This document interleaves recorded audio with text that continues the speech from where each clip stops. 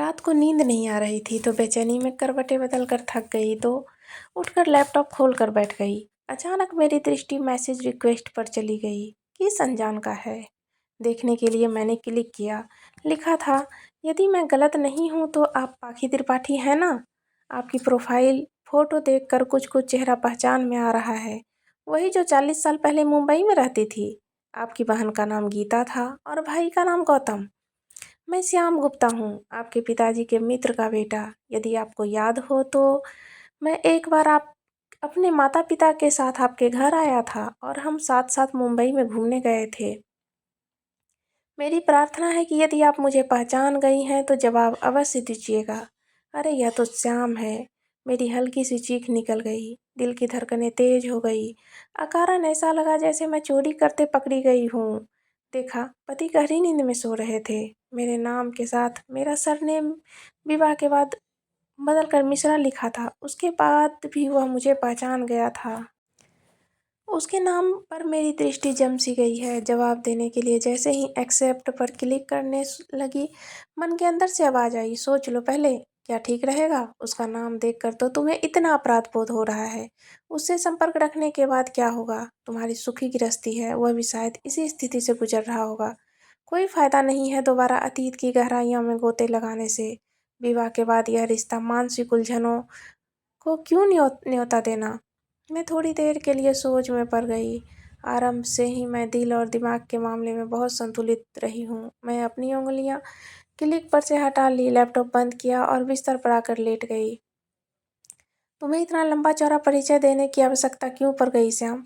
समय की मोटी चादर के ऊपर धूल की इतनी परतें जम जाने के बाद भी तुम्हारा नाम ही काफ़ी है मुझे तुम्हारी याद दिलाने के लिए। इसका मतलब तो यह हुआ कि तुम्हें मेरे प्यार पर कभी विश्वास ही नहीं रहा। तो क्या यह टेलीपैथी थी जो रात को 2 बजे उठकर मैं अकारण ही लैपटॉप खोल कर बैठ गई। मैं मन ही मन बुदबुदाई। शायद पहले तो नींद भी आ जाती, लेकिन अब तो उसके स्थान पर खुली आंखों के सामने 40 साल पहले के दृश्य एक एक करके घने बादल में बिजली की तरह चमकने लगे। 17 साल की रही होंगी मैं तब मेरे पिताजी के एक मित्र भोपाल से अपने परिवार सहित मुंबई में हमारे घर के अपने बेटे श्याम का इंजीनियरिंग में एडमिशन कराने आए थे। उनके 3 बच्चों में 2 बेटियां और थी। जब तक हॉस्टल में जगह नहीं मिली वह हमारे घर में ही रहा। उसके बाद भी जिस दिन भी छुट्टी होती वह हमारे घर आ जाता। वह पहली बार मुंबई आया था, इसलिए मैं और मेरी छोटी बहन और भाई रोज ही कहीं न कहीं उसे घुमाने ले जाते थे। हम सब का साथ उसे बहुत अच्छा लगता। हमें भी उसके आने से घूमने का बहाना मिल जाता था। श्याम बहुत कम बोलता था, लेकिन कभी कभी खामोशी भी जुबां से अधिक बोल देती है। उसने कब मुझे अपनी आंखों से ही मूक प्रेम निवेदन कर दिया पता भी नहीं चला, और मैंने भी मौन स्वीकृति देने में देर नहीं की, क्योंकि उसका कम बोलना ही मुझे उसकी ओर बहुत आकर्षित करता था। वैसे भी पहले प्यार की अनुभूति, वह भी अल्हड़ उम्र में अद्भुत होती है, जब दोनों मिलकर ना तो भविष्य के लिए सपने देखते हैं, ना कोई योजना बनाते हैं, ना ही किसी बात की चिंता करते हैं, ना कोई कस्में होती है, ना कोई वादे किए जाते हैं। बस जरा सा कोई भरपूर नज़रों से देख लिया या तारीफ कर दे तो चेहरा एक अलग सी आभा में चमकने लगता है। दर्पण के सामने से हटने का मन नहीं करता। उसी के साथ हर समय रहने का मन करता है। उसकी छोटी छोटी बातें अर्थपूर्ण लगने लगती है और प्यार के खूबसूरत एहसास के साथ अपने में ही सिमट कर रहने का मन करता है। सारी दुनिया बहुत खूबसूरत लगती है। आज के विपरीत वह जमाना ही ऐसा था कि दिल की बात को शब्द का जामा पहनाने में इतना समय लग जाता था कि परिस्थितियां बदल जाती थी और प्रेम अभिव्यक्ति से पहले ही दम तोड़ देता था। यही मेरे और श्याम के साथ हुआ। उसके पिता की आकस्मिक मृत्यु का समाचार मिलते ही वह भोपाल चला गया और फिर उसके बाद कभी नहीं लौटा। उस जमाने में संपर्क करना इतना आसान नहीं था। पत्रों का ही सहारा था। 4-5 पत्र मैंने लिखे, लेकिन उसमें एक भी पत्र का जवाब नहीं दिया। उससे संपर्क टूटने का मुझे बहुत दुख हुआ, लेकिन क्या करती, समय के साथ सब समझौता करना पड़ा। चोरी चोरी छुप छुप कर आंसू बहाती रहती थी। माँ ने उदास देख कर टोका भी तो बनावटी मुस्कुराहट से जवाब देती, कुछ नहीं माँ। समय बीतता गया। श्याम की यादें पर धूल की परतें चढ़ने लगी। धीरे धीरे बारिश के पानी ने उनको धो पोंछ भी दिया। मेरा विवाह हो गया और 2 बच्चे भी हो गए। अपनी गृहस्थी की उलझनों में व्यस्त रहने के कारण उसका नाम कहीं सुनती तो उसका धुंधला-सा चेहरा आँखों के सामने आ जाता, इससे अधिक और कुछ नहीं। और आज यह उसका फ़ेसबुक पर अप्रत्याशित संदेश, उसने तो मेरे पूरे अस्तित्व को ही हिलाकर रख दिया था।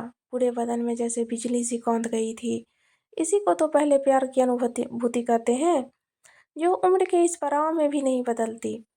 पूरी रात आँखों में ही कट गई। सुबह के 5 बज रहे थे। मैं अपने विचार पर झटके से विराम लगाया और उठकर मुँह हाथ धोकर सुबह टहलने के लिए निकल गई।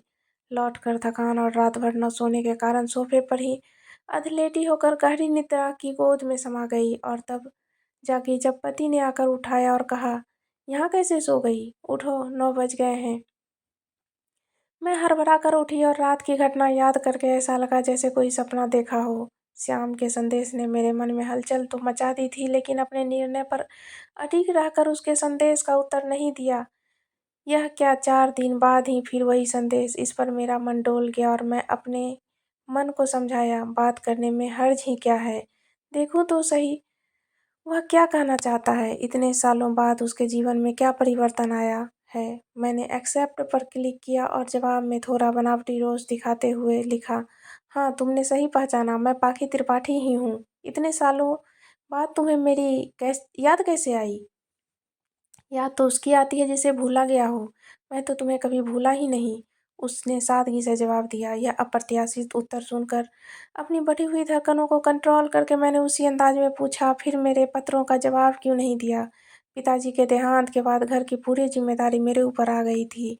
माँ पढ़ी लिखी तो थी नहीं, बहनें बहुत छोटी थी। घर का खर्चा चलाने के लिए मुझे अपनी पढ़ाई बीच में छोड़नी पड़ी।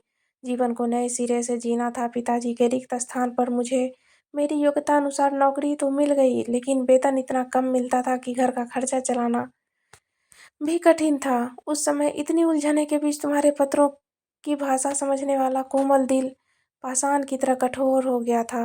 सब कुछ बेमानिक लगने लगा था। उफ, इतनी तकलीफें झेली तुमने, मुझे बताते तो।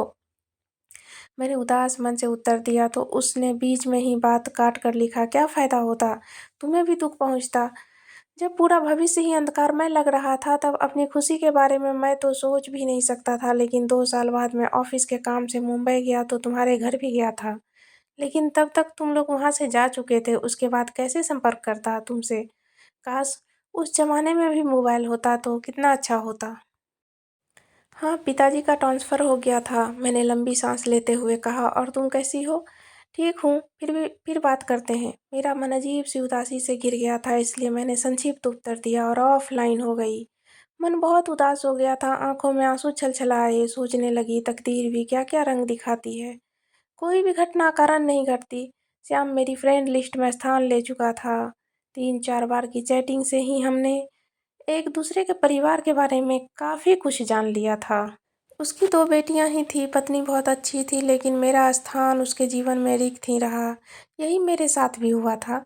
पति के नीरस स्वभाव के कारण दिल का कोना खाली ही रहा। एक दिन उसने मेरा मोबाइल नंबर मांगा। पहले तो मैं कई बार टाला, लेकिन उसके बाद बार-बार आग्रह ने और पुराने ज़माने के विपरीत आधुनिक पुरुष स्त्री के बीच दोस्ती के संबंध वाली सोच ने मुझे दुस्साहसी बनने पर मजबूर कर दिया था।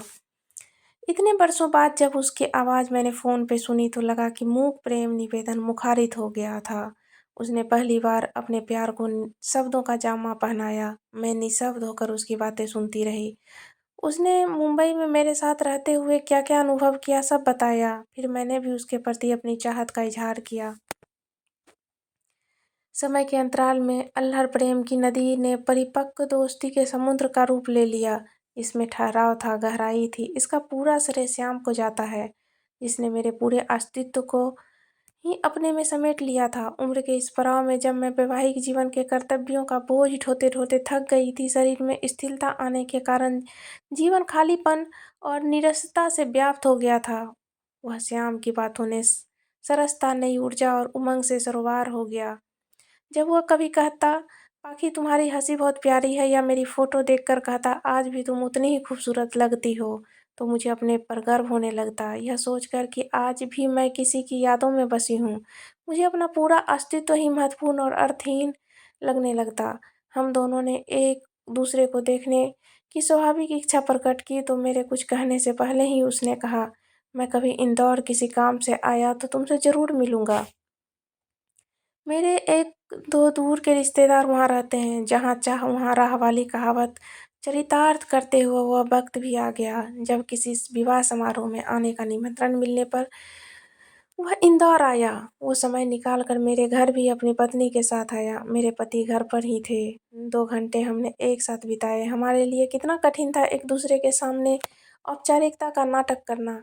मैंने देखा बाहरी आवरण में तो उसमें बहुत परिवर्तन आ गया था, लेकिन उसकी बोलती आँखें जैसे अभी भी 40 साल पहले की तरह मूक प्रेम निवेदन कर रही थी। दोनों के हाव-भाव से लगा ही नहीं कि हम साल भर से संपर्क में हैं और हमारे मन के अंदर कितनी हलचल मची हुई है। अभी तक तो सुना था कि जब 2 लोग एक दूसरे को शिद्दत से चाहते हैं तो सारी कायनात उन्हें मिलाने में जुट जाती है। लेकिन अब यह अनुभव कर रही थी, पर क्या लाभ ऐसे मिलने का?